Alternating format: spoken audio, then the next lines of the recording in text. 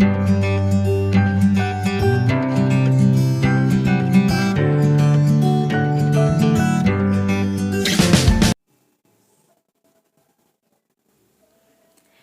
anak-anakku semuanya, kali ini kita akan membahas tentang puisi dan prosa, yaitu bahasan kedua di semester 2 ini. Kita akan mulai dari pengertian puisi dan prosa ya. Perhatikan dengan baik. Apakah itu puisi? Puisi diartikan di sini sebagai karya sastra yang terikat baris, bait, rima, dan irama. Jadi puisi ini disusun dengan pilihan kata atau diksi yang membangkitkan imajinasi. Nah, sementara ciri-cirinya bisa kalian baca di sini ada 5. Ya, kita bisa melihat bahwa yang namanya puisi memiliki rima dan irama. Terdiri dari beberapa baris dan bait, memiliki makna yang kiasan, yaitu arti yang lain ya, memiliki amanat, pilihan katanya, imajinasi. Kemudian prosa yaitu karya sastra yang disusun dalam bentuk cerita ataupun disebutnya dalam bentuk paragraf-paragraf ya. Prosa ini memiliki beberapa jenis. Nah, sekarang kita lihat dulu ciri-cirinya.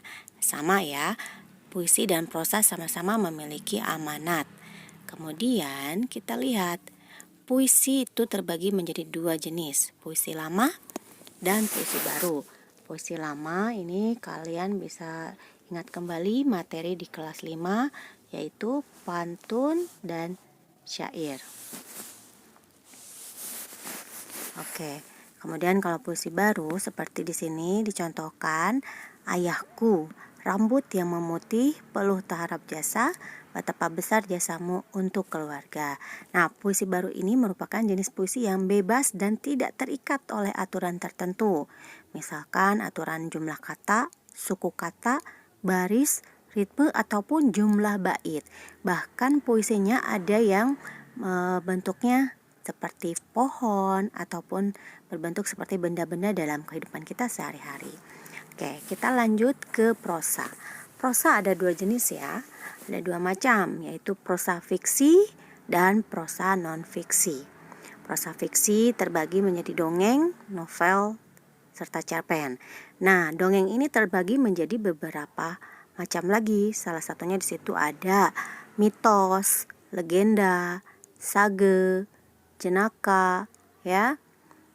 Di situ adalah salah satunya lagi ada fabel ya. Fabel itu bercerita tentang tokoh-tokohnya berupa hewan yang bisa berbicara seperti manusia. Nah, kalau untuk novel dan cerpen kalian tentu sudah tahu. Nah, prosa non-fiksi terbagi menjadi 3 jenis, yaitu artikel, tajuk rencana, serta riwayat atau autobiografi. Kita lanjut. Setelah kita memahami isi dari puisi, biasanya ada beberapa puisi yang membuat kita bertanya-tanya ini maksudnya seperti apa atau maknanya seperti apa. Nah, salah satu cara untuk membuat kita lebih memahami puisi, kita bisa memparafrase puisi. Apa itu parafrase? Parafrase atau parafrasa merupakan pengungkapan kembali suatu tuturan bahasa ke dalam bentuk bahasa lain tanpa mengubah pengertian. Pengungkapan kembali tersebut tujuannya yaitu tadi menjelaskan makna yang tersembunyi. Bagaimana sih kita bisa membuat suatu parafrase puisi atau mengubah teks puisi menjadi sebuah teks prosa? Perhatikan cara sebagai berikut ya. Nah, yang pertama kita harus membaca atau mendengarkan pembacaan puisi dengan seksama. Ini sudah jelas ya. Di mana-mana ketika kita mau menentukan ide pokok, mau mencari tema, itu harus membaca ya, membaca teksnya terlebih dahulu. Kemudian kita pahami kandungan dari teks puisinya itu mengenai apa. Setelah itu kita coba jelaskan kata-kata kiasan ataupun ungkapan yang biasanya sering sekali terdapat di dalam sebuah puisi. Nah, biasanya kata-kata kiasan inilah yang membuat orang kesulitan untuk memahami suatu puisi. Langkah yang berikutnya yaitu menguraikan kembali isi puisinya secara tertulis. Nah, ketika menguraikan kembalinya ini, kita bisa menambahkan kata atau kalimat sesuai yang kita pahami ya, bisa kalimat sendiri. Nah, kemudian yang terakhir, hasil parafrasenya kita sampaikan secara lisan ataupun dibacakan. Sampai sini sudah paham? Nah, kalaupun belum paham, kita akan coba mencari cara agar lebih paham lagi. Sementara itu kita perhatikan apakah parafrase yang kalian buat atau yang kita buat sudah baik atau belum. Ya, ciri-cirinya yaitu bentuk tuturannya berbeda ya. Yang tadinya teks puisi sekarang berubah menjadi teks prosa.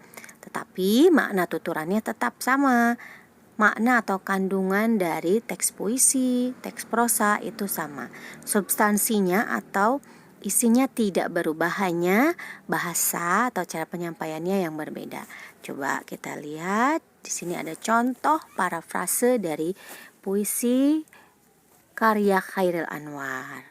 Kalian sudah tentu mungkin ada beberapa ya yang sudah tahu puisi Aku. Ini sangat terkenal ya. Kita lihat baris pertama. Kalau sampai waktuku. Nah, apabila diubah menjadi teks prosa, parafrase puisinya menjadi seperti ini. Kalau si aku meninggal. Tadinya kan kalau sampai waktuku.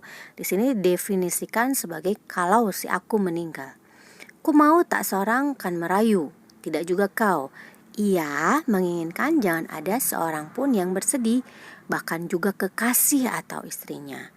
Nah, tadinya kan kata atau kalimat dalam puisinya itu singkat-singkat ya, karena puisi kan singkat, padat, dan indah ya kata-katanya.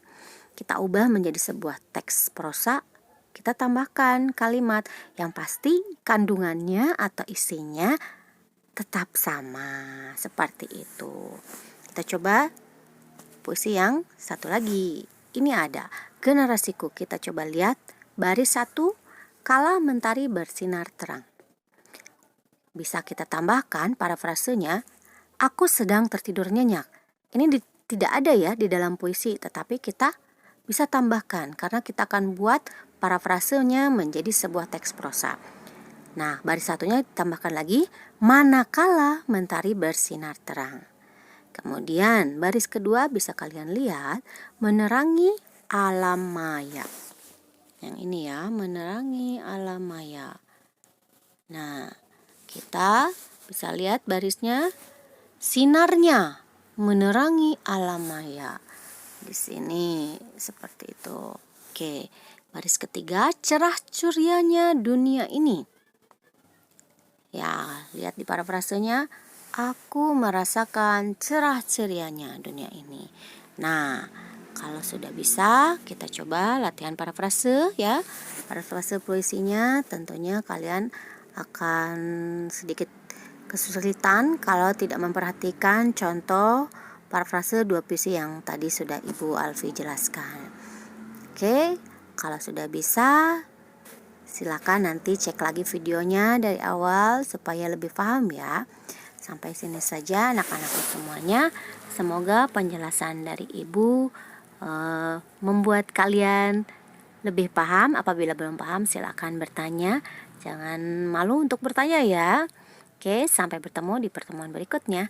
Assalamualaikum warahmatullahi wabarakatuh.